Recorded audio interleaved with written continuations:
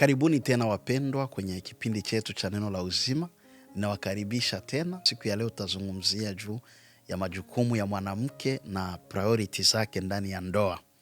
Katika kitabu cha Wakolosai Petro wa kwanza sura 3 kuanzia mstari wake wa kwanza, Biblia inasema hivi: kadhalika ninyi wake watiini waume zenu, kusudi ikiwa wako wasiloliamini neno, na vutwe kwa mwenendo wa wake zao pasipo lile neno. Amen. Priority ya kwanza ya mwanamke ni kwamba Biblia ina challenge wanamke ikisema ya kwamba enyi wake watiini waume zenu, ya kwamba ndani ya ndoa we mwanamke, responsibility ya kwanza ya kwako ni kumtii. Katika ingine tafsiri nasema unyenyekee chini ya mume wako. Na ile neno kunyenyekea haiyamaanisha kulala chini, kupiga magoti. Hapana, ni neno ambalo linatuambia tu hali ya kuwa mnyenyekevu, yaani ukubali mwanaume awe kiongozi, aongoze. Na kila kiongozi anahitaji aongoze watu ambao wako submissive, ya kwamba wanakubali awaongoze. Natafuta kurudia ndani ya kwamba sio neno ya kukukandamiza, sio kukuongoza, ni neno ya kuwa chini ya madaraka. Na ndio maana Paulo anawachallenge ya kwamba wanamke watiini waume zenu. Acha nikwambie kitu kimoja. Kama kuna kitu ambacho wanaume wanapendaga ni utiifu, heshima. Hivyo ni vitu ambavyo vinamfanya mwanaume kujisikia kuwa kiongozi. Na ndio gisi waliumbwa. Wanaume wanahitaji kuongoza, wanataka pia kuheshimiwa na wanapenda kusikilizwa.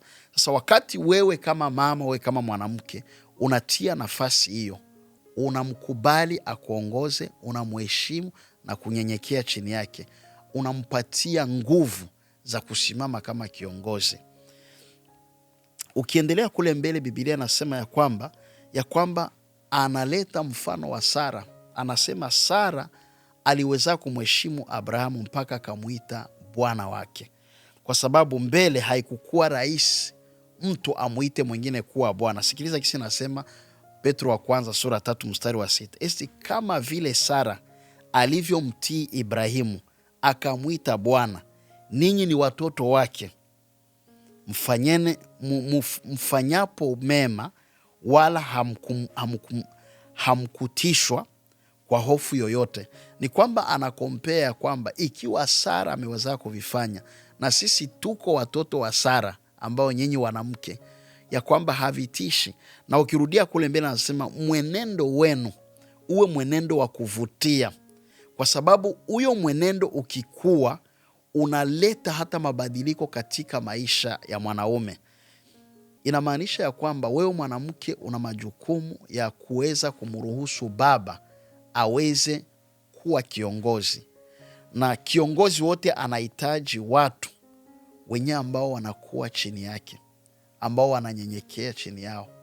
Kitu cha kwanza mwanaume anahitaji mwanamke ambaye yuko mtiifu wala yuko mnyenyekevu.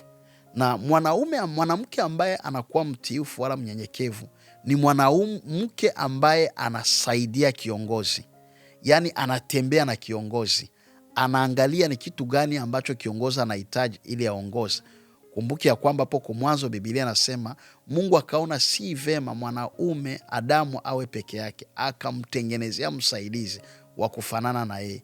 Wewe umetengenezwa kuwa msaidizi wake mume wako ili aweze kuongoza na amani. Lakini atakapoongoza anahitaji msaidizi ambaye yuko mnyenyekevu, mtiifu na ambaye anajitoa ili aweze kumsaidia. Wapendwa wasikilizaji, we mama ambao unanisikiliza, huduma yako ya kwanza ndani ya nyumba ni huduma ya kuhudumia baba, kwa sababu baba asipohudumiwa vizuri, inawezekana hata uongozi wake hautaenda vizuri. Yaani ni kuhudumia kiroho, kuhudumiwa kimwili, na pia baba anahitaji wewe kama msaidizi wake uweze kumrahisishia ili apate kukuongoza. Ni kwamba kuna nyumba zingine baba ameshanyanganywa nafasi hiyo.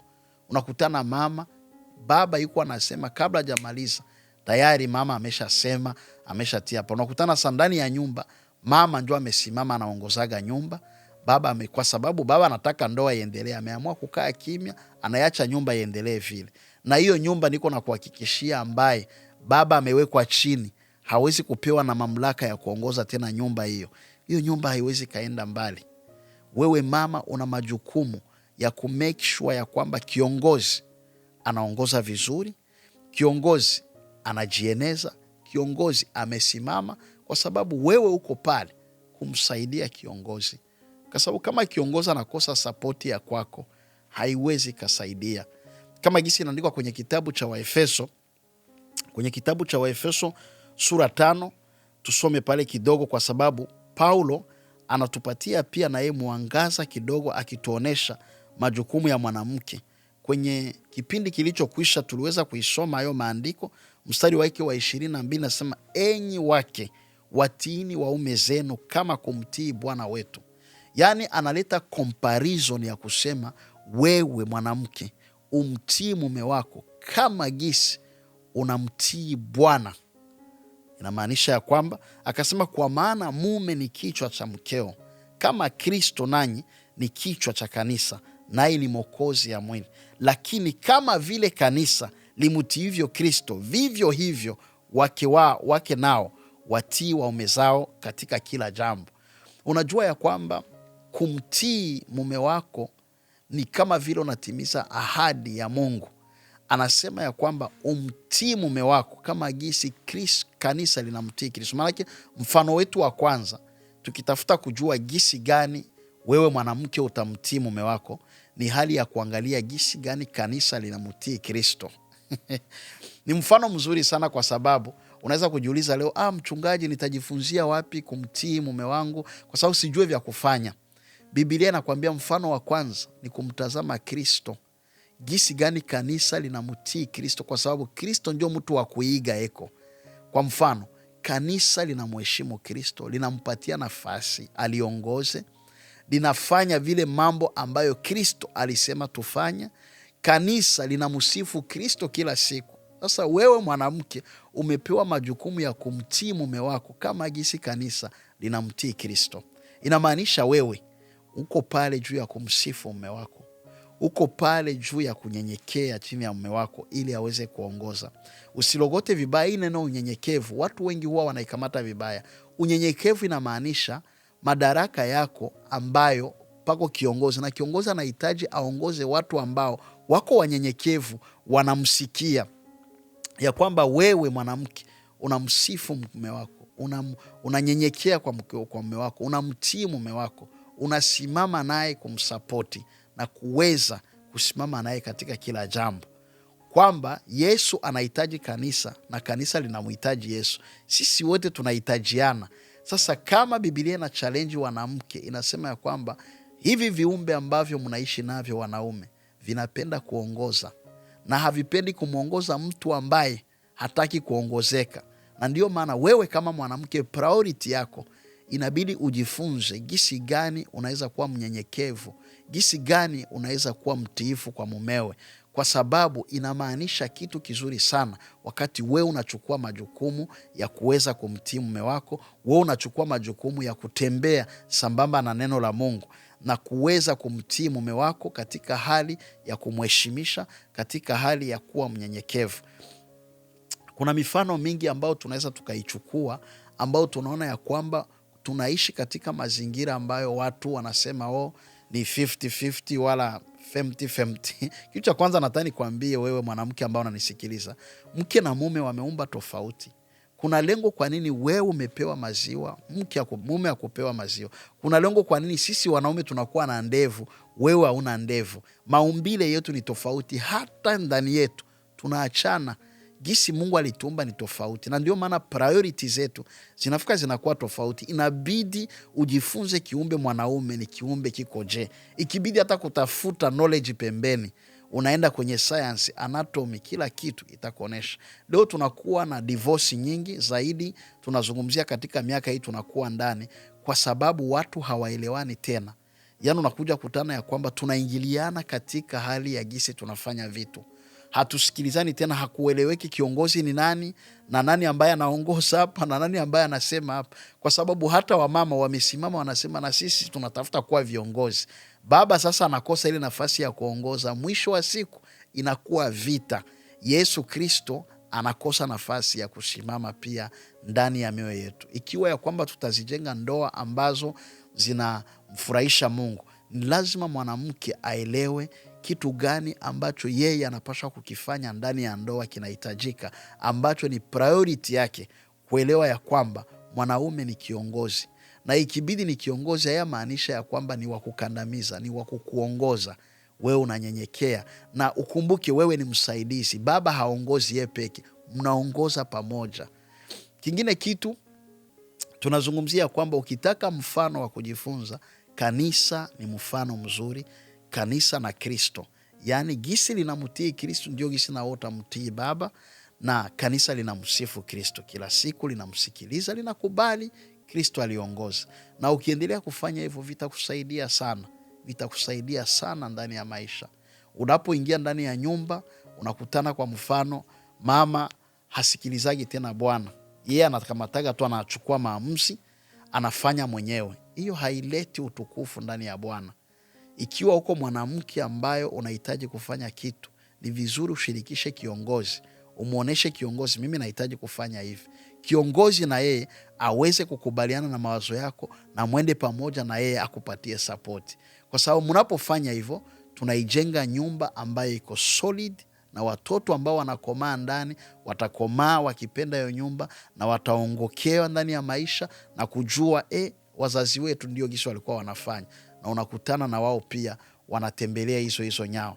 Lakini ikiwa ya kwamba wanamke hawatachukua nafasi yao ya umama, unakia kutana sa nyumba haiendi tena mbele. Ndio pale mwanaume anaanza kuishi maisha mengine, mwanamke naye anaanza kuishi maisha mengine, na ndoa hiyo unakutana inavunjika. Lakini tunaivunja kwa sababu majukumu yetu tumeyasahau, na tumesahau nafasi yetu. Mungu atutie nguvu na endelee kutufundisha ili tuweze kutambua ya kwamba katika safari ya kwenda mbinguni, Bwana anahitaji tuelewe lengo la ndoa na tujuane na mapatna zetu. Wewe kama mwanamke ujue ya kwamba umeumbwa tofauti na mwanaume. Hakuna siku wewe utakuwa mwanaume na hakuna siku mwanaume atakuwa mwanamke. Na muda mwingine tunatafuta kuvichanga, kumaanisha ya kwamba sisi wote ni wanadamu, tunalingana mbele ya Mungu. Lakini kishafika mo practical things, sisi wote tuko tofauti. We mama una majukumu yako, na baba anakuwa na majukumu yake. Pamoja tunafanya kitu kimoja ambacho kinaleta utukufu ndani ya jamii, ndani ya familia na ndani ya Mungu. Na ndio maana Biblia inatuchallenge na kuendelea kutuonesha ya kwamba tukamate nafasi zetu sisi wanamke. Turudie nafasi yetu ambayo ni ya kuwa wasaidizi na kuendelea kusaidizana na baba. Haiyamaanisha hauruhusiwi kwenda kutumika, hauruhusiwi kufanya vitu vingine. Amna, unaweza ukavifanya hivyo vyote ukiwa katika hali ya unyenyekevu na upendo, na ukiwa katika hali ya utiifu. Na ninakwambia hata kiongozi mwenyewe atakusapoti na utafikia malengo makubwa. Asante sana kwa kuchukua muda kusikiliza mafundisho haya, ya kusaidia na yaweze kukufungua uone ya kwamba Mungu amekuita kwa ajili ya kitu fulani, ni kujenga ufalme wake hapa chini ya jua. Na inaanza ya kwamba wewe mama unachukua majukumu yako kwa ujasiri, na unaifanya ukiwa na sapoti ya Roho Mtakatifu na kiongozi ambao ni mume wako, ambao ni kichwa juu yako, akiwa pamoja na wewe. Pamoja mnajenga kitu kizuri sana. Mungu akubariki na akutie moyo, uende mbele na ufanye vile, na utaziona baraka za Bwana katika jina la Yesu Kristo. Amen. Nahitaji kuchukua muda huu niweze kuombea ndoa yako, niweze kuombea familia yako, niweze kuombea watoto wako. Mahali ulipo, simama na mimi tuweze kuomba pamoja, na ninaamini ya kwamba maombi haya utakapoyasikia mahali popote ulipo, yatagusa ndoa yako na kuibadili, yatagusa familia yako na kuibadili. Baba, katika jina la Yesu Kristo, nakushukuru kwa sababu wewe ni mwema. Asante kwa sababu wewe unaweza, na unaweza kutenda saa zote, asubuhi, mchana, hata jioni. Ninaombea ule baba ambayo yuko pale nje, ninaombea yule mama ambayo yuko pale nje, ambayo anakaa akisikiliza maombi haya. Bwana, uguse ndoa zao, upate kuzibadili, waongezee hekima na busara, ili waweze kuzijenga ndoa ambazo zinazofaa, waweze kuongoza familia katika ufalme wako, waweze kuongoza na kuweza kutawala na kutamalaki. Baba, ninaomba uwapatie hekima katika kila jambo analolifanya. Mungu, ikiwa ndoa imesimama mahali pabaya, ninaomba ndoa hiyo ipate kurudishwa nafasi yake, ili Bwana, watakaposikia maombi haya yawe maombi ya kuwafariji, na sauti hii iwe sauti ya kuleta amani ndani ya moyo wao. Uguse ndoa ya kila mtu ambaye Bwana amehitaji kuona msaada kwa muda wa siku nyingi. Ulete amani na uwapatie Bwana kuweza kuona ya kwamba ndoa ni kitu ambacho umetupatia kama zawadi, ili kiweze kutufunza na tuweze kukitembelea, kitupatie security na kitupatie Mungu kujisikia uwepo wako chini ya jua, ya kwamba unaendelea kusimama pamoja nasi. Na ni furaha kubwa kwa sababu kupitia ndoa Bwana unaijenga familia ambayo inaimiliki na kuitawala dunia, ambayo ni responsibility kubwa umetupatia. Tunakushukuru kwa sababu we ni mwema, na wanaokuomba Bwana eti watapata, wanaobisha mlango utafunguliwa, na wanaotafuta wataweza kuona. Tunaomba tukikushukuru katika jina la Yesu Kristo, amen.